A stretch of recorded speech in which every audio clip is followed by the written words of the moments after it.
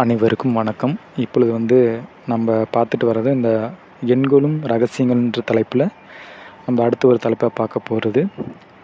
இந்த நமசிவாயன் என்ற எழுத்தும் இந்த 9ஆம் வாய்ப்பாடு அதாவது இந்த காற்று, இந்த பிராணாயாமம் என்பது காற்று வாய்ப்பாடு அது 9ஆம் வாய்ப்பாடு. அது எப்படி மாறுதுன்னு நம்ம பார்த்தோம். இப்போ அடுத்த வகையில் பார்க்க போகிறது ந ம சி வ ய என்ற 5 எழுத்துக்களையும் கூட சுவாசித்தால் நமசிவாய என்ற, அதாவது ந ம சி வ ய என்று கூட்டினால் அது சுவாசத்தால் நமசிவாய என்ற பஞ்சாட்சர மந்திரமாக வருவது போல க ப்ளஸ் உ ப்ளஸ் ரு ப்ளஸ் ஏ ப்ளஸ் ஏ மைனஸ் ஆ ஈக்குவல் டு என்ற மர்ம எண்ணை கூட்டி வாசித்தாலும் உயஞ உயஞ 23 கிடைக்கிறது.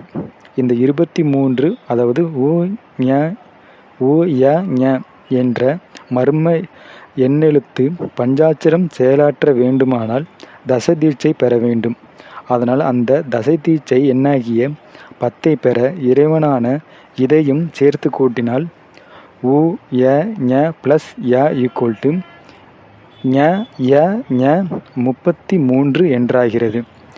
ஒற்றறிவைந்து உணர்ந்தறிவாரெழுங் கற்றறிவெட்டுங் கலந்தறிவென்பதும் பற்றிய 10ம் பலவகை நாழிகை அற்றறிந்தாரிய தளிகென்றவாறே என்று திருமூலர் திருமந்திரத்தில் 3ஆம் தந்திரம் காலசக்கரம் என்ற அதிகாரத்தில் சொல்லப்பட்டிருக்கும். அதை பற்றி சிறிது பார்ப்போம்.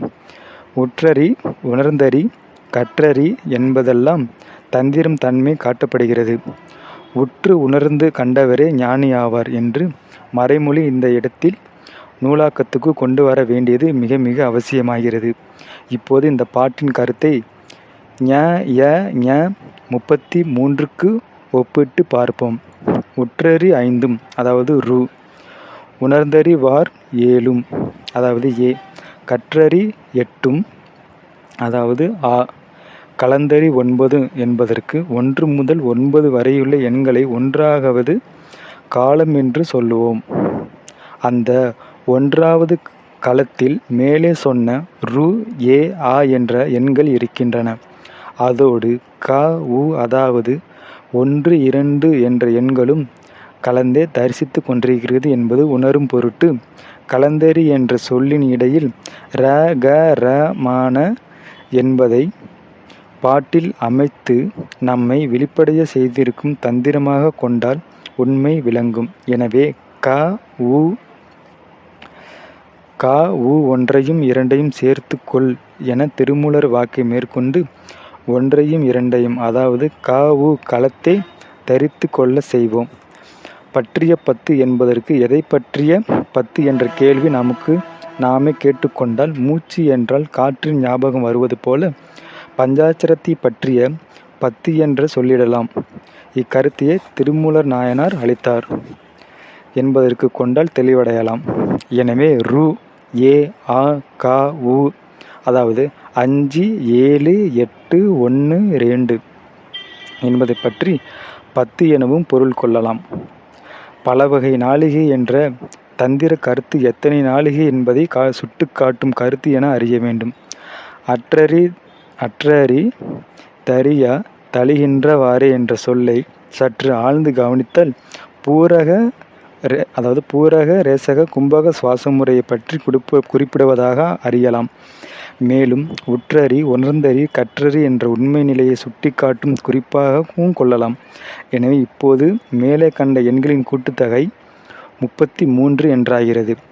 திருமூலர் காலசக்கர பகுதியிலுள்ள அடுத்து வரும் பாட்டில் அடிகள் மொழிகின்ற 33 என்பதாகும் என்றும் தொகுத்தறி 33 தொகைமின் என்றும் கூறியிருப்பது கவனிக்கத்தக்கது.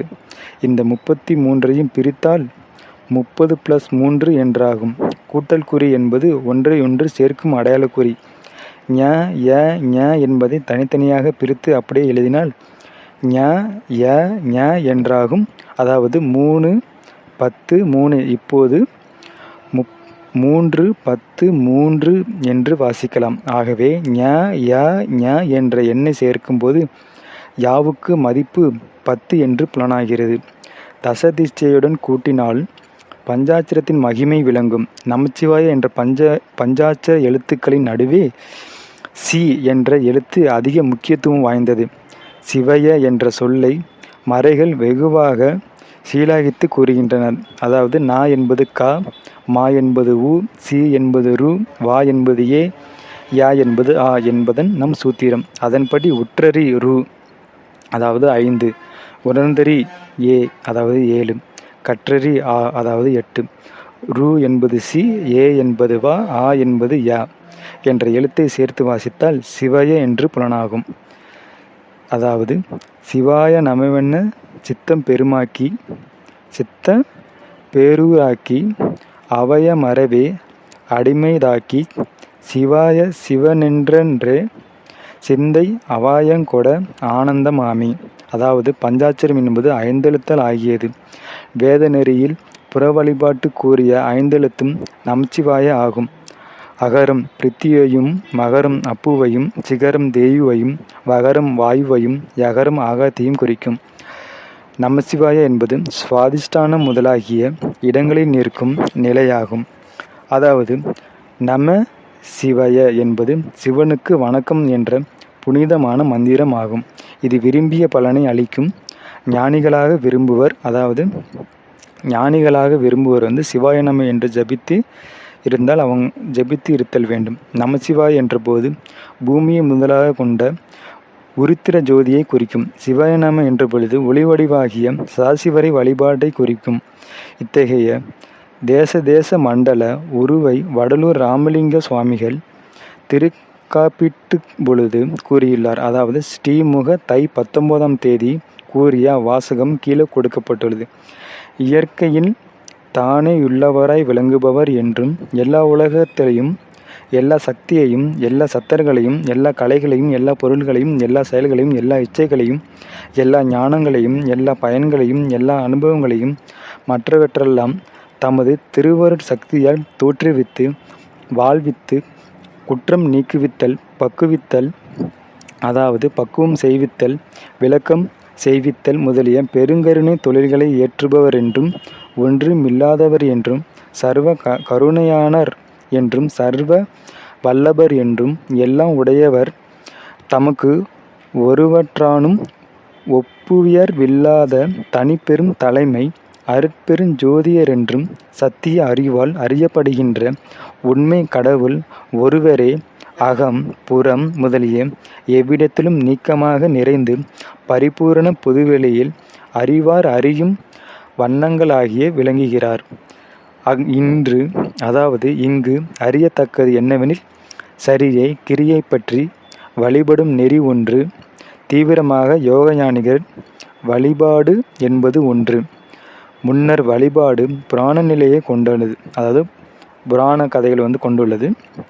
தியான நிலை இருதயம் பற்றியது. உருவ வழிபாடு உலகோர் பயன்படுத்துவது. மற்றொரு யோக ஞானிகள் செய்யும் வழிபாடு இது சிந்தனையை இடமாக கொண்டது. முற்றிலும் அக வழிபாடு. உருவமற்ற அகண்ட நாம வழிபாடு இது சிரசை இடமாக கொண்டு அருள் வழிபாடு. இதைதான் திருமூலர் 9ஆம் தந்திரத்தில் விளக்கியுள்ளார்.